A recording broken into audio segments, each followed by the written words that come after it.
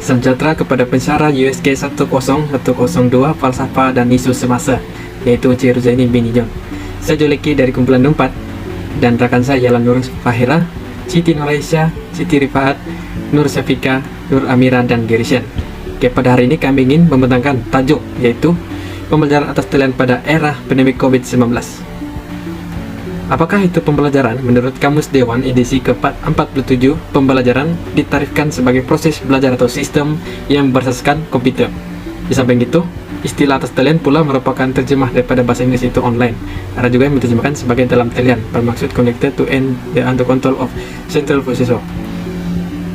Kemajuan teknologi ini memudahkan proses sesuatu sistem dan meningkatkan kualiti dan kuantiti penghasilan. Bahkan ia mempercepatkan lagi aliran kerja dalam pelbagai bidang. Antara bidang yang menjadi tumpuan ialah bidang pendidikan, yang mana para tenaga pelajar mula menekankan penggunaan teknologi dalam proses pengajaran dan pembelajaran di pelbagai peringkat pengajian. Penggunaan teknologi pendidikan mula dilaksanakan secara meluas sama ada di peringkat sekolah maupun di peringkat pengajian tinggi. Pembelajaran atas talian adalah aktiviti pengajaran dan pembelajaran yang menggunakan rangkaian elektronik seperti telepon pintar dan laptop. Pendidikan ini menyebabkan semua sekolah dan pusat pendidikan tinggi ditutup bagi memutuskan rantaian penular wabak yang berbahaya ini. Akibatnya, proses pengajaran dan pembelajaran secara bersemuka yang telah dimulakan sejak zaman dahulu lagi secara terpaksa dihentikan dalam tempoh Perintah Kawalan Pergerakan, yaitu PKP. Dengan itu, semua aktiviti sekolah dan pusat pendidikan tinggi akan dibuat melalui pembelajaran atas talian disebabkan pandemik COVID-19 yang boleh mendatangkan kesan negatif pada seseorang individu. Seterusnya saya akan serahkan kepada rekan saya. Selamat pagi. Hari ini saya membentangkan tentang implikasi pembelajaran atas talian.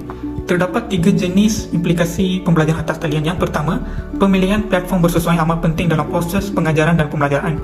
Hal ini bertujuan mengelakkan berlaku screen freeze yang boleh mengganggu tumpuan pelajar sekiranya kelas atas talian dilakukan secara bersemuka. Menurut Pusat Pembelajaran dan Sumber Pengajaran Universiti Malaysia Pahang, sekiranya capai internet rendah, guna platform seperti WhatsApp, Telegram dan Instagram.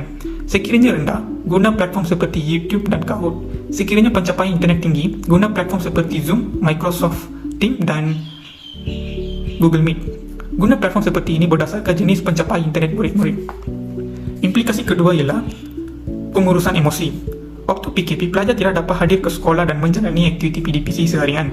Disebabkan jangka masa PKP yang panjang dan dilanjutkan pula dengan Perintah Kawalan Pergerakan bersyarat selama 4 minggu, menjadikan pelajar terkurung di rumah dan mula rasa bosan. Hal ini juga menyebabkan mereka tidak dapat mengawal emosi mereka kerana tidak dapat meluangkan masa bersama kawan-kawan dan ataupun menjalani aktiviti kokurikulum di sekolah. Hal ini juga menyebabkan mereka tidak dapat masuk ke kelas atas talian yang dilakukan oleh guru-guru. Untuk mengatasi masalah ini, ibu bapa memainkan peranan yang penting untuk mereka hadir ke kelas mengikut jadual yang ditetapkan oleh guru di sekolah. Pihak sekolah juga menyediakan platform kaunseling untuk memberi kaunseling kepada pelajar-pelajar yang mengalami ketidakstabilan emosi. Implikasi ketiga ialah pelaksanaan holistik. Persoalan timbul apabila bagaimana pentaksiran dapat dijalankan bagi memenuhi falsafah pendidikan kebangsaan. Kombinasi daripada subjek teras yang merupakan lapisan pertama dan elektif sebagai lapisan kedua, kaedah pentaksiran ini mampu mengukur keupayaan pemikiran aras tinggi murid. Pada masa yang sama, kombinasi ini juga boleh disertakan dengan subjek pendidikan Islam dan moral sebagai lapisan ketiga. Kaedah pentaksiran berasaskan projek yang boleh dilaksanakan bersama keluarga, kajian kes, ulasan artikel. Seterusnya, bagi pemasaran kajian, kami juga telah mengaitkan prinsip rukun negara kesopanan dan kesusilaan dengan isu kami. Prinsip kesopanan dan kesusilaan ini menekankan mengenai akhlak dan moraliti seseorang individu. Prinsip ini sewajarnya diterapkan atau dipraktikkan oleh pelajar generasi sekarang selaras dengan persepsi masyarakat yang mengatakan bahawa generasi sekarang kurang adabnya terhadap orang lain. Oleh itu, pempraktikan prinsip ini di dalam kehidupan seseorang pelajar generasi sekarang diharapkan dapat mengurangkan pandangan-pandangan buruk yang telah dilemparkan oleh masyarakat sekalian terhadap generasi kini. Bagi permasalahan ini, kami telah melibatkan dua aspek, iaitu falsafah pendidikan kebangsaan dan rukun negara. Falsafah pendidikan negara dilaksanakan untuk melahirkan insan yang seimbang dari aspek ciri, iaitu jasmani, emosi, rohani dan intelek. Aspek yang pertama ialah aspek jasmani.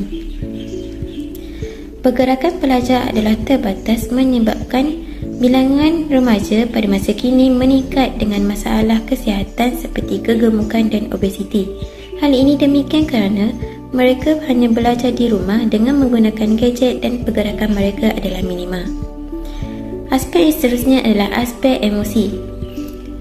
Pembelajaran di atas talian menyebabkan mereka untuk mengalami tekanan. Hal ini demikian kerana mereka agak sukar untuk menyesuaikan diri dengan pembelajaran di rumah. Mereka juga menyatakan bahawa ilmu yang disampaikan oleh guru agak sukar untuk diterima, lebih-lebih lagi dengan mata pelajaran yang melibatkan pengeraan seperti matematik. Aspek yang ketiga ialah aspek rohani berkait rapat dengan aspek emosi. Tekanan yang dialami oleh pelajar boleh menyebabkan mereka cenderung untuk mengalami masalah kesihatan mental seperti kemurungan dan kebimbangan. Hal ini mampu mengakibatkan mereka untuk melakukan perkara yang di luar jagaan seperti bunuh diri.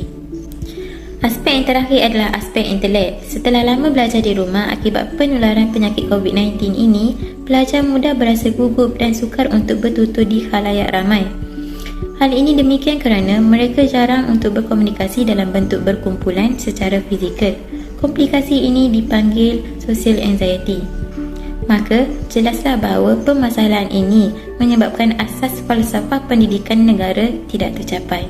Sekian, terima kasih. Langkah pertama ialah memberi kemudahan rakan internet. Kerajaan khususnya perlu memberikan langganan data percuma ataupun langganan internet secara percuma kepada para pelajar yang mempunyai masalah gangguan bekalan data internet yang terputus ataupun talian yang kurang baik.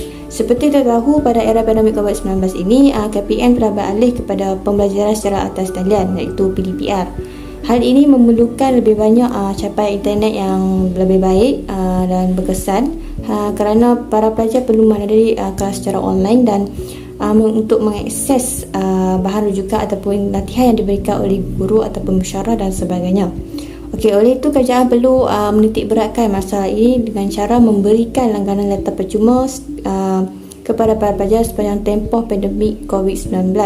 Hal ini menyebabkan pelajar dapat menghadiri kelas PDPR dengan lebih efektif dan lebih berkesan. Langkah kedua ialah melalui kemudahan asrama. Seperti kita tahu, ramai di kalangan pelajar yang lahir dari kawasan pedalaman ataupun luar bandar yang mempunyai masalah capaian internet yang kurang baik, masalah persekitaran yang tidak kondusif dan juga kurang kemudahan belajar. Oleh itu, pihak institusi khususnya seharusnya peka dengan masalah tersebut. Pihak institusi perlu memberi peluang kepada golongan tersebut ataupun golongan yang terjejas dengan mengemukakan borang kemasukan asrama. Yang terjejas lah, yang menghadapi masalah kurang capaian internet, masalah kemudahan untuk belajar dan sebagainya. Terutama sekali kepada golongan B40. Kemudahan asrama disediakan seperti internet tanpa had, pemberian internet secara percuma di setiap bilik asrama. Dapatlah pelajar mengikuti program yang dianjurkan institusi dengan lebih baik. Langkah yang terakhir ialah pemberian bantuan. Pihak-pihak yang terlibat khususnya Kementerian Pendidikan Malaysia seharusnya perlu bantu golongan B40 atau golongan yang berpendapatan rendah yang terjejas, yang mengalami masalah seperti kekurangan gadget dan yang untuk menjalankan pembelajaran secara atas talian. Contohlah pemberian telefon pintar dan juga laptop secara percuma kepada pelajar yang tidak berkemampuan. Sedikit sebanyak dapat mengurangkan beban keluarga dan pelajar juga akan lebih bersemangat untuk menghadiri kelas secara atas talian dan juga menimba ilmu dengan lebih yakin dan juga berkesan lah. Sekian, terima kasih. Rumusan bagi pembelajaran atas talian pada era pandemik COVID-19 ialah melihat penularan wabak COVID-19 secara positif. Ia menceritakan satu semangat dan usaha yang luar biasa bagi pendidik di Malaysia dalam memastikan murid tidak ketinggalan dalam pendidikan. Para pendidik berusaha sedaya upaya menjadi kreatif dalam mempelbagaikan kaedah pengajaran.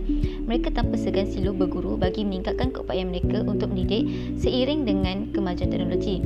Selari dengan norma baru, pembelajaran secara atas talian ini memerlukan komitmen dan sokongan tidak terhingga daripada ibu bapa dalam membantu pendidik mendidik murid-murid. Ibu bapa perlu memahami konsep norma baru pendidikan, memberi ruang kepada anak-anak menghadiri kelas secara atas talian serta turut memantau sesi pembelajaran dan kerja sekolah mereka. Usaha luar biasa ini tidak terkecuali memerlukan komitmen daripada murid-murid yang tidak terbelah bahagi. Pelibatan murid dalam kelas atas talian ini bukan sahaja mendengar coleteh daripada pendidik, tapi memberi respon serta menyiapkan tugasan yang diberi. Jelas bahawa keupayaan memberi khidmat pendidikan yang terbaik kepada murid semasa wabak COVID-19 ini memerlukan usaha dan tenaga yang luar biasa daripada semua pihak, termasuklah pihak ibu bapa, guru dan juga murid-murid. Sekian saja daripada kumpulan saya.